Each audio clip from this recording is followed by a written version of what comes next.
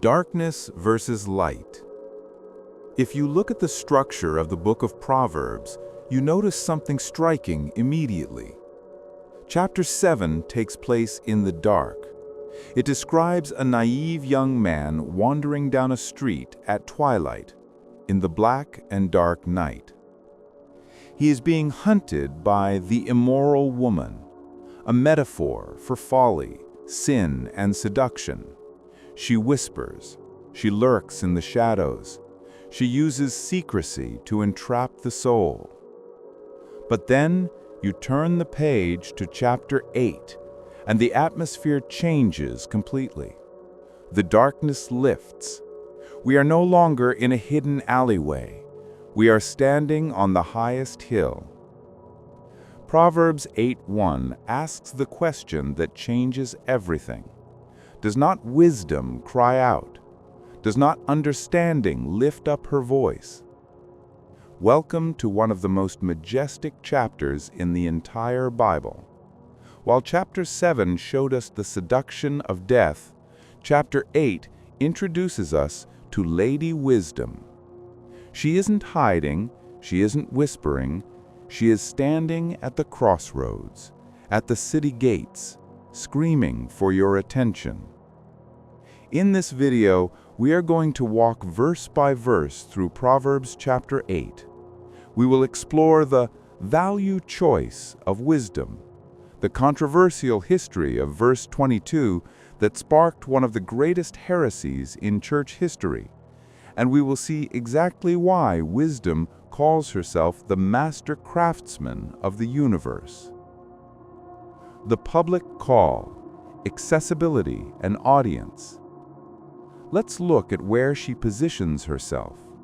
Verses 2 and 3 tell us, she takes her stand on the top of the high hill, beside the way, where the paths meet. She cries out by the gates, at the entry of the city. Think about the significance of this. In the ancient world, the gate wasn't just a door. It was the courthouse, the marketplace, and the political center. It was where business was done and justice was decided. Wisdom positions herself right in the middle of everyday life. We often have this cartoonish idea that finding wisdom requires a mystical journey, that you must climb a high mountain to find a guru in a cave who speaks in riddles. But Proverbs 8 destroys that myth. Wisdom is for ordinary people. It is accessible. The theologian G. Campbell Morgan once noted that there is nothing grander in literature than this description. She is calling out to the sons of men. But who is she talking to? Verses 5 and 6 give us two specific categories of people. O you simple ones, understand prudence, and you fools, be of an understanding heart. Let's break those terms down, because they define most of the human race. First, the simple, in Hebrew, pethi. This person isn't necessarily wicked, they're just inexperienced. They're gullible. They are the person who believes everything they see on the news or social media without question. The door of their mind is open to everything, so trash blows in alongside the treasure. Second, the fool, in Hebrew, kasil. This is different. The fool isn't ignorant, the fool is stubborn. They know the right thing to do, but they refuse to do it because they are insolent. Wisdom does not give up on either of them. The simple can learn prudence, which is the art of foresight and self-control. And even the fool is invited to gain an understanding heart. This is the grace of God's wisdom. It doesn't require you to be a genius to start. It just requires you to listen. Verse 6 says, listen, for I will speak of excellent things, and from the opening of my lips will come right things. In a world of fake news, political spin, and evasive language, wisdom promises something rare: straight talk. Verse 8 says there is nothing crooked or perverse in her words. She doesn't have a hidden agenda. She isn't trying to sell you a product or secure your vote. She is offering you reality. Now, wisdom makes her sales pitch. And to do so, she uses the language of the marketplace. Verse 10 and 11. Receive my instruction, and not silver, and knowledge rather than choice gold. For wisdom is better than rubies, and all the things one may desire cannot be compared with her. We live in a culture obsessed with net worth. We track the stock market, we worry about inflation, and we hustle for the choice gold. But Proverbs is presenting a value choice. Why is wisdom better than gold? Think about it. Gold can buy you a bed, but it cannot buy you sleep. Silver can buy you books, but it cannot buy you brains. Money can buy you flattery, but it cannot buy you respect. There is a story of King Solomon himself. When given the choice by God to ask for anything, he didn't ask for long life or riches. He asked for an understanding heart. And because he chose wisdom, he got the riches as a bonus. Wisdom brings something money cannot: prudence. Verse 12 says, I, wisdom, dwell with prudence. Prudence is the ability to navigate complex situations without destroying yourself. How many wealthy people have you seen destroy their lives because they lacked prudence? They had the gold, but they lacked the instruction. Dr. Jordan Rogers calls this the value choice. Every day, you are at a crossroads.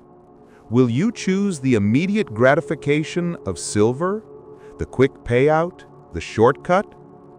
Or will you choose the instruction of wisdom, which often requires patience and discipline? Verse 18 makes a fascinating promise. Riches and honor are with me, enduring riches and righteousness. Notice the word enduring. Wealth gained without wisdom is fleeting. It flies away. But wealth built on the foundation of biblical wisdom, integrity, hard work, honesty, that is enduring riches. Wisdom doesn't just manage your bank account. She manages the world. Verse 15 and 16. By me kings reign, and rulers decree justice. By me princes rule, and nobles, all the judges of the earth. This is a startling claim.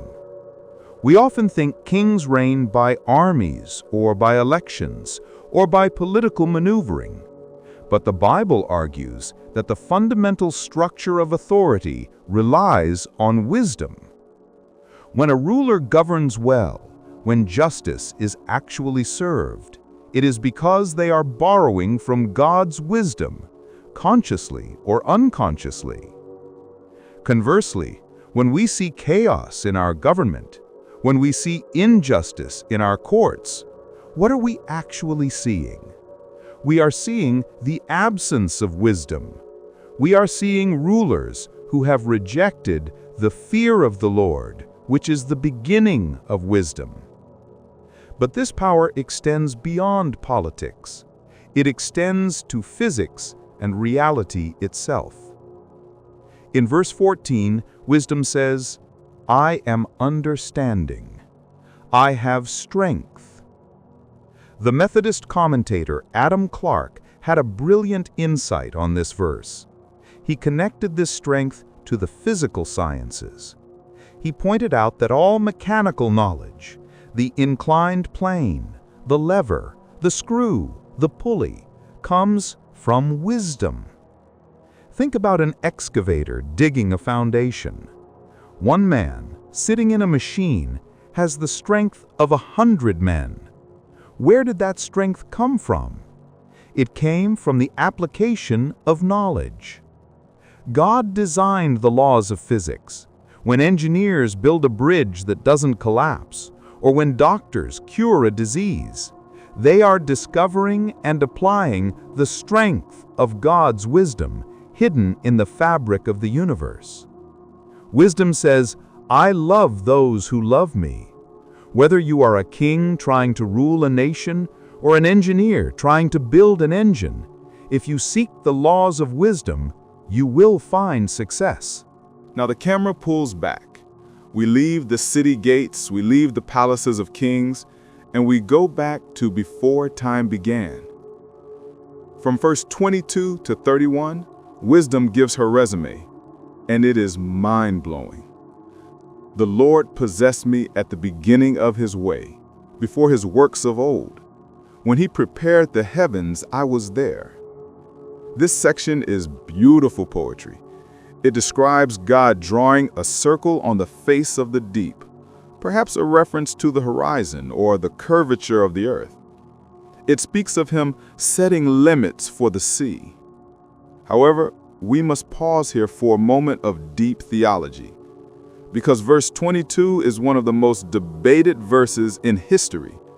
The verse says, "The Lord possessed me at the beginning of his way." In the early church, a teacher named Arius used a mistranslation of this verse to claim that Jesus Christ was a created being, that he was not fully God but a junior God. Arius argued that if Jesus is the wisdom of God, and if wisdom was created or birthed in Proverbs 8, then Jesus is not eternal. This was the Arian heresy. It tore the church apart. But as Bible scholar David Guzik points out, this was a massive error. First, while Jesus is the wisdom of God, 1 Corinthians 24, Proverbs 8 is a poetic personification, not a strict biography of Jesus. Second, the Hebrew word used here is best translated as possessed, not created. The point of this passage isn't to say Jesus was created. The point is to tell us that wisdom is the blueprint of the universe. Verse 30 gives us the key phrase, "Then I was beside him as a master craftsman." The Hebrew word is amon. It means an architect, an artist, a superintendent. Imagine God the Father speaking the world into existence, and wisdom acting as the architect, ensuring every law of physics, every biological system, and every moral truth fits together perfectly. This explains why the world works. The world isn't random chaos. It was crafted. And notice the emotion in verse 30 and 31. "I was daily his delight, rejoicing always before him." Creation wasn't a chore. It was a joy. God delighted in using wisdom to make this world.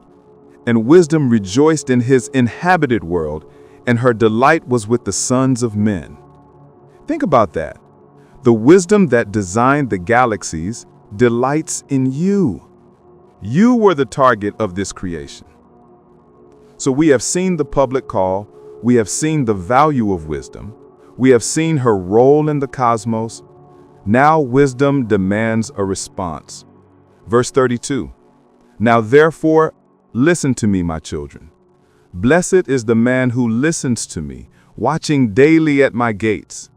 The image here is of a dedicated student, someone who wakes up early, waiting at the doors of the school, eager to learn. Are you that eager for God's word? Or do you treat it as an afterthought? The chapter ends with a stark binary choice. Verse 35, "For whoever finds me finds life, and obtains favor from the Lord." Verse 36, "But he who sins against me wrongs his own soul. All those who hate me love death." This is the ultimate reality check. You cannot be neutral toward wisdom. To ignore God's wisdom is to hurt yourself. It is an act of self-sabotage. To reject the design of the master craftsman is to embrace brokenness. As the Puritan commentator Matthew Poole noted, people don't intentionally love death. No one wakes up saying, "I want to die today." But they love the practices that lead to death. They love the sin that kills them. Proverbs 8 leaves us with a longing. We want this wisdom. We want this life. And the good news of the Bible is that this wisdom didn't stay floating in the heavens. In the New Testament, we're told that Jesus Christ became for us wisdom from God, 1 Corinthians 21:30. The Lady Wisdom of Proverbs 8 points us ultimately to the person of Jesus Christ. He is the one who was with God in the beginning. He is the one through whom all things were made, and He is the one standing at the door of your heart knocking. Whoever finds Him finds life. So the question remains, wisdom is crying out. Are you listening? Let's read Proverbs 8. Does not wisdom call out? Does not understanding raise her voice? At the highest point along the way, where the paths meet, she takes her stand. Beside the gate leading into the city, at the entrance, she cries aloud. To you, O people, I call out. I raise my voice to all mankind. You who are simple, gain prudence. You who are foolish, set your hearts on it. Listen, for I have trustworthy things to say. I open my lips to speak what is right. My mouth speaks what is true, for my lips detest wickedness. All the words of my mouth are just. None of them is crooked or perverse. To the discerning, all of them are right. They are upright to those who have found knowledge. Choose my instruction instead of silver, knowledge rather than choice gold. For wisdom is more precious than rubies, and nothing you desire can compare with her. I, wisdom, dwell together with prudence. I possess knowledge and discretion. To fear the Lord is to hate evil. I hate pride and arrogance, evil behavior and perverse speech. Counsel and sound judgment are mine. I have insight. I have power. By me kings reign, and rulers issue decrees that are just. By me princes govern, and nobles, all who rule on earth. I love those who love me, and those who seek me find me. With me are riches and honor, enduring wealth and prosperity. My fruit is better than fine gold. What I yield surpasses choice silver. I walk in the way of righteousness, along the paths of justice, bestowing a rich inheritance on those who love me, and making their treasuries full. The Lord brought me forth as the first of His works, before His deeds of old. I was formed long ages ago, at the very beginning, when the world came to be. When there were no watery depths, I was given birth. When there were no springs overflowing with water. Before the mountains were settled in place, before the hills, I was given birth. Before He made the world or its fields, or any of the dust of the earth, I was there when He set the heavens in place, when He marked out the horizon on the face of the deep, when He established the clouds above and fixed securely the fountains of the deep, when He gave the sea its boundary, so the waters would not overstep His command, and when He marked out the foundations of the earth. Then I was constantly at his side. I was filled with delight day after day, rejoicing always in his presence, rejoicing in his whole world, and delighting in mankind. Now then, my children, listen to me. Blessed are those who keep my ways. Listen to my instruction and be wise. Do not disregard it. Blessed are those who listen to me, watching daily at my doors, waiting at my doorway. For those who find me find life, and receive favor from the Lord. But those who fail to find me harm themselves. All who hate me love death.